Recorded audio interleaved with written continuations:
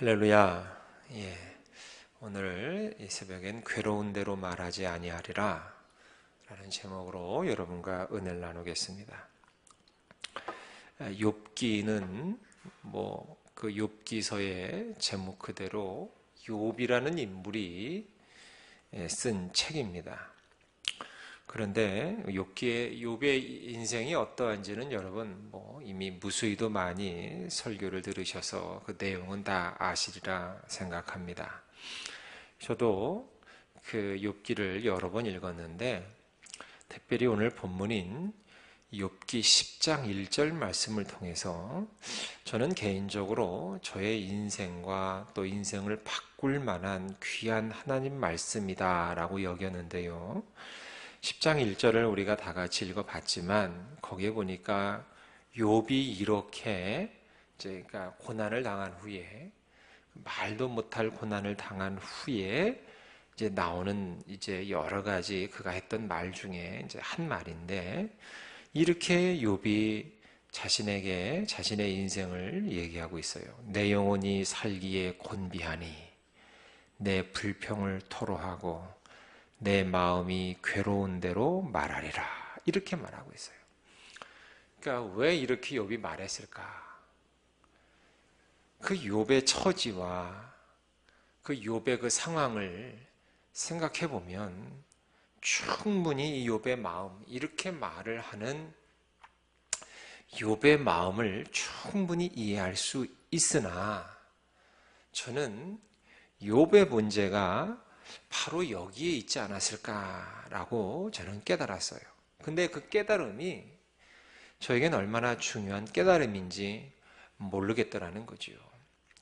무슨 깨달음이냐? 하나님께서는 저에게 이 욥기 10장 1절의 말씀에 반대로 살아야만 돼야 한다는 것을 깨닫게 해주셨다는 거죠.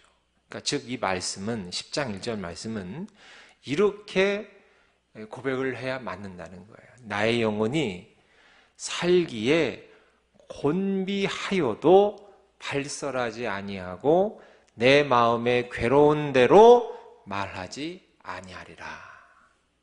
이렇게 바뀌어야만 한다는 것이에요. 여러분, 내 마음이 원통하고 억울하고 그래서 그 원통함과 억울함을 발설하고 내 마음에 괴로운 대로 그대로 내가 아이고 정말 괴롭다, 정말 억울하다, 정말 원통하다 내 마음에 괴로운 대로 그대로 말을 하게 될 때 두 가지 문제가 생겨요. 그 두 가지 문제가 뭐냐? 그건 첫째로 진리가 뭐냐? 진리가 무엇인지 진리를 파악하는 능력이 결여가 됩니다. 두 번째는 무슨 문제가 생기느냐? 실질적으로 그 문제를 해결할 수 있는 능력이 결여가 된다는 거예요.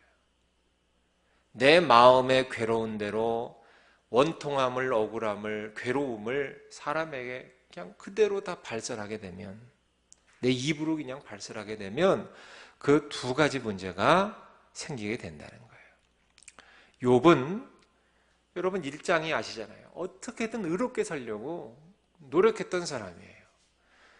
생일 잔치를 생일 파티죠. 생일 파티를 벌이고 이제 배설하고 난 다음에 야 혹시나 이게 또 하나님 마음에 안 들고 이게 혹시나 또 내 의를 드러내는 것이 아니야? 생일 잔치 한 게 뭐 그리 큰 일이라고 생일 잔치를 버리고 난 다음에 그게 그렇게 마음에 걸려서 하나님께 제사를 드렸던 사람이 욥이었어요. 그 정도로 욥은 의롭게 살려고 어떻게든 의롭게 살려고 나름대로는 애를 썼음에도 불구하고 뭘 당해요? 고난을 당해요. 다 아시는 것처럼 고난을 당해요. 자식들 다 죽고 그 많던 재산 다 없어지고 본인은 말도 못할 그냥 그런 불치의 병에 걸리게 되고 그래서 기왓장으로 피가 나도록 온몸을 그냥 벅벅 긁어대고 아내는 떠나가고 여러분 그게 인생이 이게 사는 인생입니까? 자기는 어떻게든 의롭게 살려고 애를 썼는데도 불구하고 그런 감당치 못할 고난을 당하게 되니까 욥은 그것을 원통하게 생각하게 되었다는 거죠. 아, 여러분, 근데 여러분 여기에 우리인들 자유로울 수 있겠습니까? 네? 우리라고 여러분 여기에 자유하냐고요. 근데 욥은 이게 참 원통하게 생각되었나 봐요. 그래서 그 괴로움을 견디지 못하고 그 원통함과 괴로움을 가지고 생각했더니 그것을 이렇게 10장 1절에서 말하게 되더라는 거예요. 그 결과 욥은 하나님의 뜻을 이해하지 못하게 되었고 하나님에 대한 오해까지 깊어지게 되는 그런 상황에까지 이르게 되었다는 거예요. 뿐만 아니라 문제를 해결하는 능력이 결여가 되고 없어지게 되어서 욥이 이때부터 생각하게 되는 것은 무엇이냐면 죽는 것밖에 없다. 일이 이 지경이 됐는데 이제 이걸 해결할 방법은 그냥 내가 그냥 죽어버리는 수밖에 없다. 그래서 하나님 앞에서 자신의 태어남을 저주하잖아요. 왜 나를 태어나게 했습니까? 차라리 그 품에서 그냥 죽게 내버려 두시지 왜 저를 태어나게 했습니까?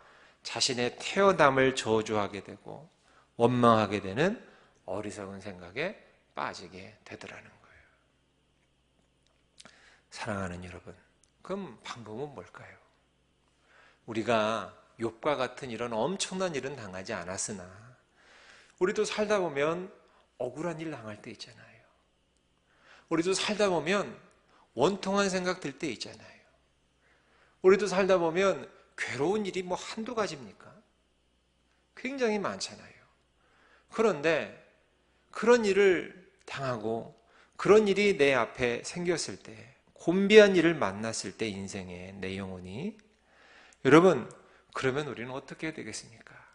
방법은 하나입니다. 그 억울하고 원통하고 곤비한 일을 사람에게 발설하지 않는 거예요.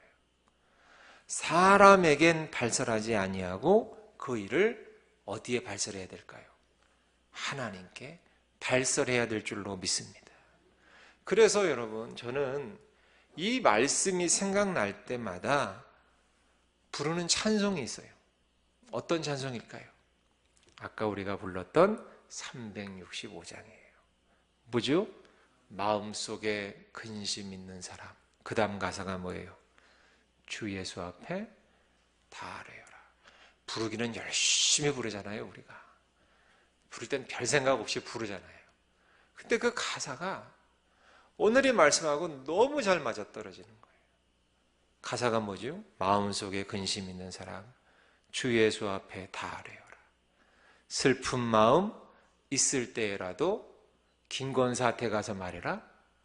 아니죠. 뭐예요? 주 예수께 아뢰라. 2절 가사는 뭐예요? 눈물 나며 깊은 한숨 쉴 때 누구에게 가서 아뢰라? 주 예수 앞에 다 아뢰어라. 다 아뢰어라.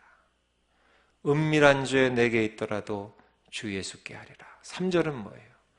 괴로움과 두려움 있을 때에 누구에게 아뢰라? 주 예수 앞에 다 아뢰어라. 내일 일을 염려하지 말고 주 예수께 아뢰라. 할렐루야. 예, 여러분. 이 가사가 정말 내 삶에 시당의 고백이 되어야 된다는 거예요.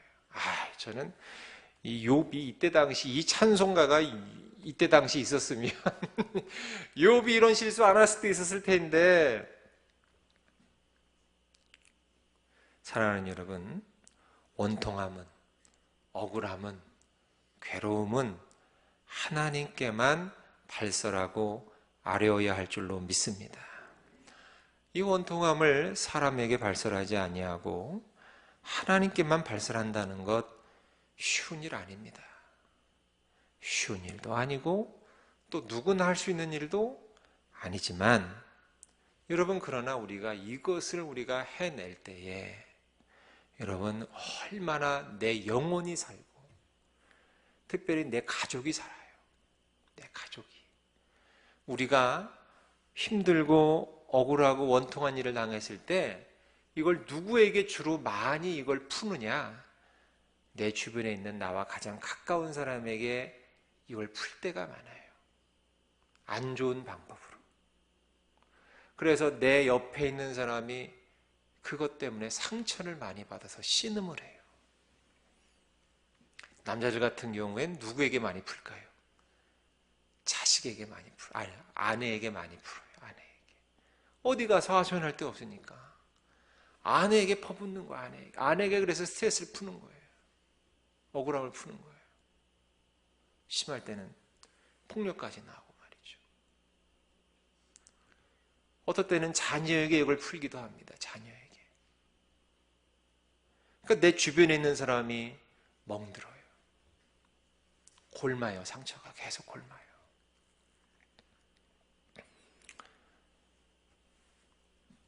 뿐만 아니라 말을 하고 행동을 할 때 내 마음의 괴로움이나 억울함이나 원통함을 가지고 하게 되면 제가 장담컨대 반드시 그 일은 점점 더 어려워집니다. 그 일은. 점점 더 일은 꼬이게 되고 풀리는 것은 요원하게 됩니다. 그러므로 여러분 권면하기를 여러분 믿음을 가지시고 믿음으로 내 마음의 괴로움을 풀고 말할 수 있도록 훈련하고 연습해야 합니다. 여러분 신앙은 훈련이에요. 죽을 때까지 훈련하는 거예요. 우리는 예수 그리스도의 군사잖아요. 병사가 훈련 안 받고 어떻게 좋은 군사와 병사가 될 수 있어요. 근데 이상하게도 직분 뭐만 받으면 이제 다 끝났다는 생각을 해요. 저 같은 경우도 이제 목사가 됐으니까 이제 훈련 안 받아도 돼. 훈련 끝. 이렇게 생각하는 경향이 있는데 천만의 말씀이에요. 죽을 때까지 훈련하는 거예요. 이게 나와서 예배도 훈련이고 말하는 것도 훈련이고 기도도 훈련이고 전도도 훈련, 다 훈련이에요. 훈련을 게을리하면 하루라도 훈련을 게을리하면 여러분 좋은 군사 될 수 없어요. 마찬가지 말하는 거 상한 마음을 가지고 말을 하면 주변 사람을 힘들게 하니까 우리는 믿음을 가지고 이 괴로움을 풀고 말을 할 수 있도록 훈련하고 연습해야 돼요. 우리의 문제는 내가 풀 수도 없고 누가 풀어줄 수도 없다는 사실을 인정해야 돼요. 인정하셔야 돼요. 그래서 내 문제는 그 문제가 크든지 작든지 누구만이 푸실 수 있다? 하나님만이 푸실 수 있다. 하나님만이. 여러분 이걸 인정하셔야 돼요. 인정. 근데 이걸 인정을 잘 안 해. 아주 큰 문제는 인정할지 모르는데 작은 문제는 이상하게 잘 인정을 안 하시더라고. 그러니까 어떻게든 내가 풀려고 기도하지 않고 어떻게든 내가 풀려고 하다 보니까 그 문제는 점점 꼬이게 되고 그러니까 점점 마음의 병은 깊어지게 되니까 그냥 그걸 가지고 억울함, 힘듦을 가지고 주변 사람들만 들들 볶고 그러니까 주변 사람들도 점점 병 들어가고 나도 병 들어가고 문제는 점점 꼬이고 악순환이 된다는 거야. 악순환이. 왜 인정을 안 하세요? 인정을 하시면 이건 일이 문제가 쉬워지는데 하나님 앞에 가지고 나아가면 되는데 크든 작든 왜 적은 거 가지고는 기도 안 하세요?